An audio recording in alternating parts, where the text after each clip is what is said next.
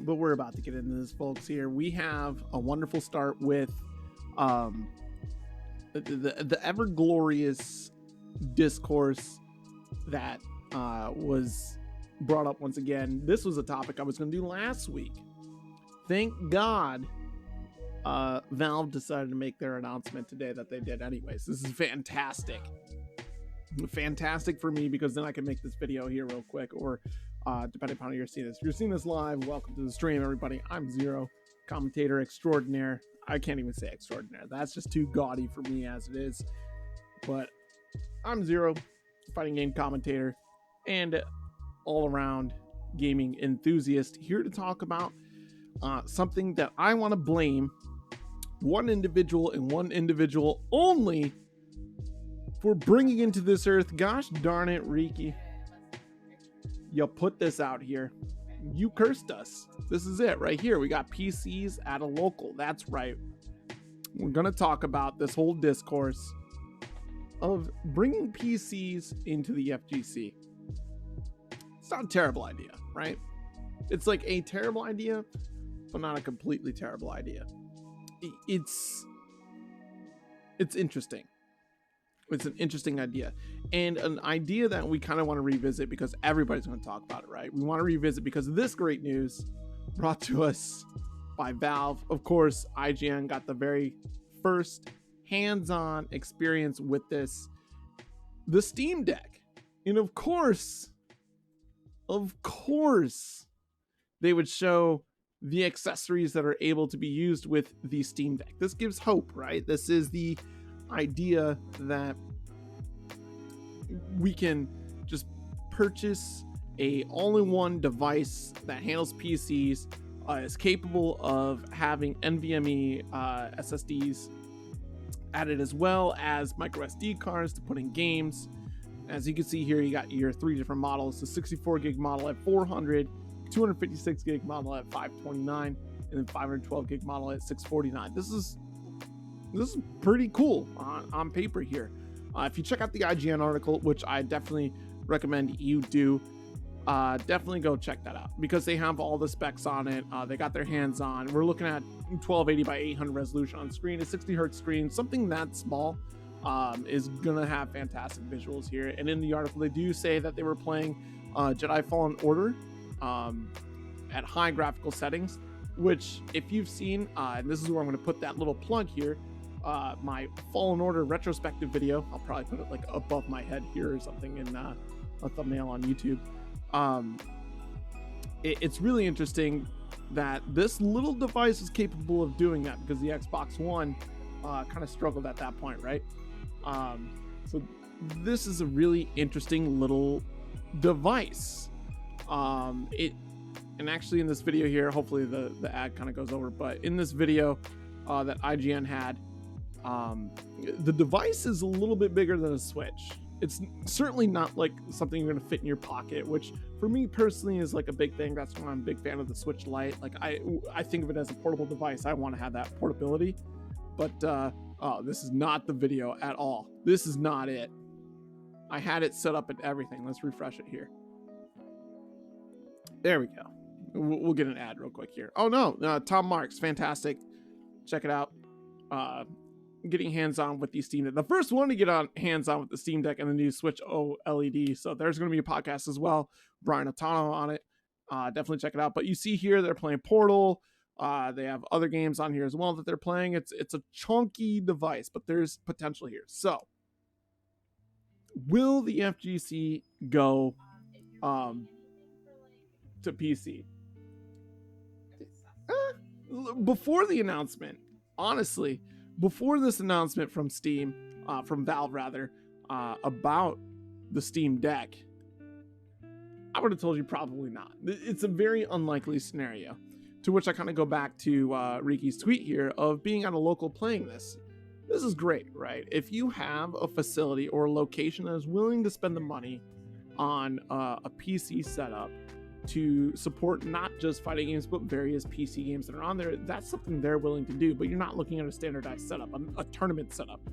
We think about the possibilities in PC tournaments because of additional sponsors that are going to be helpful for the growth of any community, because you look at League of Legends, you look at your StarCraft tournaments as well, and also even your CSGO, and I guess to a certain extent Call of Duty League as well, which is mostly played on PS4 last year if I remember correctly. But if you're looking at a PC tournament, you have way more room for sponsors because there's so many parts out there when you're talking about like different RAM options, your control keyboards, mouse, towers, monitors, literally everything. And the FGC is kind of stuck in this weird way that they're on a console. Let's go over some pros and cons real quick. There are pros in getting PC. Thinking on sponsorship opportunities and faster load times. That's huge, right? And sometimes it's a better overall experience. And when I say better overall experience, we're looking at input lag, which is basically what brought up this discourse in the first place, right? Input lag was a big deal. So if you're looking here, this is a test between PS4 and PC. And if you don't know the math or don't know what you're looking at, we're looking at this final result right here. So it's 65 milliseconds. And in a game that runs at about 60 frames a second, every 16 milliseconds equals roughly a frame, give or take, right? So 16, right? So if you look at PS4 here, we're at 65 milliseconds of input delay. That's 4 frames. You got some remainder here, I mean, 65 divided by 6 will get you 4.06, whatever. About 4 frames. We'll give you 4 frames. So, you look at PC, and you're just under 1 frame of delay. So it feels really good. Now, as a casual player, you're not going to really notice that. Maybe. You might be like, this seems kind of weird. But as a professional player or a competitive player, you're definitely going to notice that 4 frame delay. Add in the fact that maybe you're online and you notice that there is a rollback delay or there is some sort of other delay that affects your play as well. That's something to think about, and as why there might be a better overall experience, because it's not the only time that PC has come out on top with a better alternative to what the console version added. Now, there are plenty of cons, however, to going straight to PC. Cons including the various parts that require a set tournament standard. Like I was talking about earlier, before this Steam Deck announcement, there was never like any standard, like what is the standard to run these games at a cost-effective value for a TO, right? Or a facility that is running this. It's nice that Riki has a local that has and I'm not picking on you, Riki, by the way, if you watch this. I'm just using you as an example. I'm sorry. The nice thing about this is that there is a facility that has alternative uses for those PCs, which I could understand the argument, right? Of like, well, we could use these PCs for Overwatch events or League of Legends events or other events that could use these games. So we don't have to limit ourselves to fighting games on these PCs.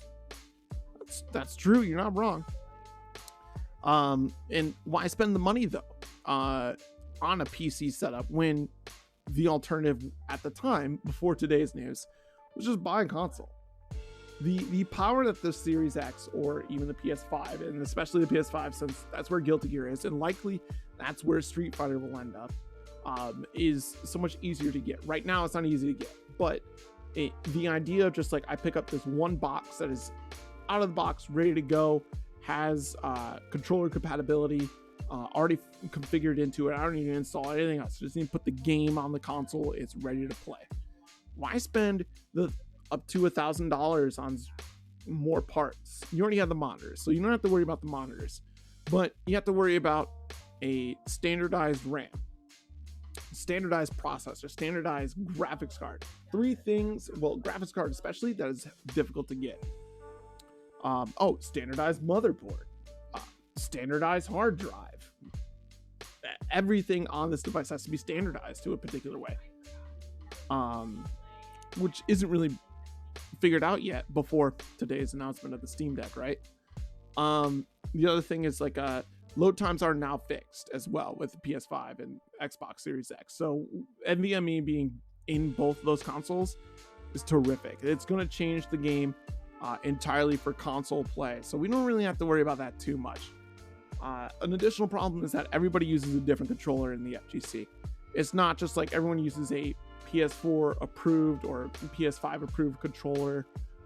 We've seen the various types of controllers, hitboxes, even I think to Ultra David's controller as well. Some folks play on PS1 pads. There's so many other alternative options to a controller that a console doesn't need to worry about. You just plug it in and it works. PCs, on the other hand, you need these drivers immediately set up. So this is where it's scary that they kind of just show these two controllers, right? We had the Hitbox, we had the Vitrix special edition. I'm pretty sure that's M Bison special edition as well. Just in this image working on this Steam Deck, which is true, right? Because Steam has a built-in controller dashboard. We've seen it. Their big picture mode. Problem with the big picture mode is that sometimes there are some controllers that don't properly work with that. And when I say that, I'm looking at very specific controllers. 360 controller works out of the box. Xbox One controller works out of the box. The Mad Catz TE2 for the Xbox One does not have trigger functionality in the big picture mode. PlayStation controllers usually plug in and work just fine. Even the PlayStation sticks, especially from the Razer Pantera to the in Aatrox, I'd have to check into too, but I'm pretty sure the Aatrox also has that trigger issue as well. That's one that I haven't had a consistent test bed with, so unfortunately I can't give my expert opinion on that. Not that I'm like a complete end all be all expert. Once you get those drivers installed though, of course that tower is set, but you have those variances, right? I've also seen in this video too, that IGN did on this first look, that you can set up onto a monitor with a keyboard mouse. Oh, right here, perfect image. Keyboard mouse with Linux desktop, which is fantastic. There's a lot of accessibility there, or customization options as well for this Steam Deck. So that's really cool. Again, we gotta. That's another part that a TO is gonna have to worry about. What are we gonna have? Bracket runners sitting there at each table station where all the setups are, with a keyboard and mouse at the ready in case something goes wrong. I'm not saying like that's undoable, but like I don't think we're there yet, right? Like fighting games aren't necessarily there in the case of like your League of Legends events, things like that, because we're not in that money bracket quite yet. Some games don't get an immediate PC release. Strive was a few days late. If you ignore the arbitrary early release, like the Ultimate Edition that they had in the Deluxe Edition, which had an early release, but games released on Tuesdays anyways. So you had to pre-order to pay for that price point anyways. Games are going to hit at $70 ultimately. That is the price point that we're going to next. If you look at the PlayStation games that are coming out right now, that is $70. Battlefield 2042 will be a $70 experience. That is the next pay point that we're going to be hitting. We see that even earlier on, before Ubisoft was hitting varying price points depending on the games, but you had an earlier release date. Ultimately, games still just release on Tuesdays. If you didn't want to fork out the cash to do that, then you had to wait until Friday. Them's the breaks. It's been like that for a while. Does it suck for the consumer? Sure, I totally get that. I'm not saying that $70 is too rich for your blood or anything like that, or is like throwing chump change around, anything like that, but that is the price point that it's moving to. And of course there are other alternative games as well, so price point, the value of a game is dependent upon each person. It's going to be subjective at the end of the day. So definitely pay attention to those types of things. But yeah, generally PC games have a delayed release when they come out. I'm thinking, I look at Monster Hunter had a delayed release on PC. Didn't Street Fighter also have a delayed release as well?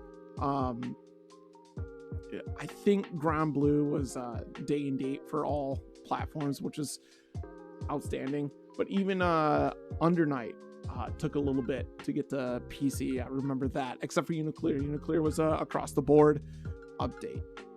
So I guess to kind of put a little bow on all this here, because we've gone through a lot of info. It's funny that this is coming out because I have Greg Miller's tweet up here. You know, kind of funny is very own Greg Miller, y'all let the Vita to die in the gutter. Here you are celebrating the Stream Deck. Yeah, so Vita was ahead of its time. I like this tweet. It's a little aside here, like a little bit of a tangent, that the Vita did a lot of the things that the Steam Deck is kind of trying to do. The Vita was out a little bit ahead of its time. We weren't ready for digital downloads quite yet. It also sucked that Sony focused on a proprietary memory card. That's unfortunate. But the Vita was a fantastic device. UI sucked. But the idea, the simple idea was fantastic. So what we're looking at with the Steam Deck is an endless world of possibilities here. Just looking at this, right? It's a chunky device, yes, but having access to the entirety of your Steam library on a handheld device and being capable to run a game like Jedi Fallen Order at high settings is fantastic news. Are we going to immediately go to an all PC fighting game community? Not a chance. There is way too much money involved to try to set that up, but there is potential. There is a future I could see where eventually this is the reality of it, but controllers aren't keeping up with it. We don't have a standardized setup for like your locals, for example. Like the fact that Riki was able to go to a local where they played a fighting game on a PC, that's a rarity.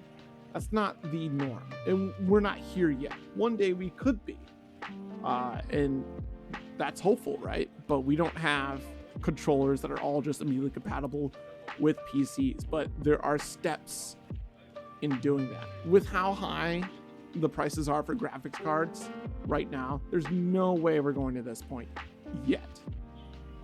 There is a future out there where it is all on PC, but with the consoles being so ease of access of just picking up the box, plugging it in and going, that is the for sure option as far as a price point goes for a TO. So I guess fighting game community, don't pressure your TO to try to get on PC. I mean, it does look great that the PC version of Strive is definitely the superior version compared to the PS5 and PS4. Unfortunately, I didn't pull up any of the PS5 numbers. I remember seeing that being available, but I didn't have them here for the sake of this quick little video essay here. Otherwise, that's kind of been my piece here. Feel free to let me know what you think about the future of the FGC, whether or not they're going on PC or if you think it's going to be console forever. Because at this point, Microsoft is already building themselves out to be available on whatever you have in your pocket, whatever you're around, playable on smart TV, tablet, or console. I think it's only a matter of time at this point before we get to a point where we are playing on PC, and PC is such an accessible product for events like ours. Don't forget, fighting games are still a very much a grassroots community. So it's easier to get these boxes just to plug it in and play rather than have to worry about updating a bunch of PCs, getting the parts to make sure they're all good, making sure they don't break down, which granted, it's getting closer. A lot has changed. I don't think it's in the immediate future. Like I said, I'm repeating myself at this point, but I do think that is a possibility in the future, that with the Steam Deck, it makes that reality seem a little bit closer than what we were before. Once things settle down after the pandemic, let's talk. But until then, we're gonna have to hold off a little bit longer here and settle down with the PS5 version of Guilty Gear, because that's Evo right there, right? That's Evo. Anyways, that's been my soapbox. I think I got all my points across here. Thank you everybody for watching the video or that tuned in live on the stream. But now, let's flip over to Resident Evil 0. Give me 1 second here.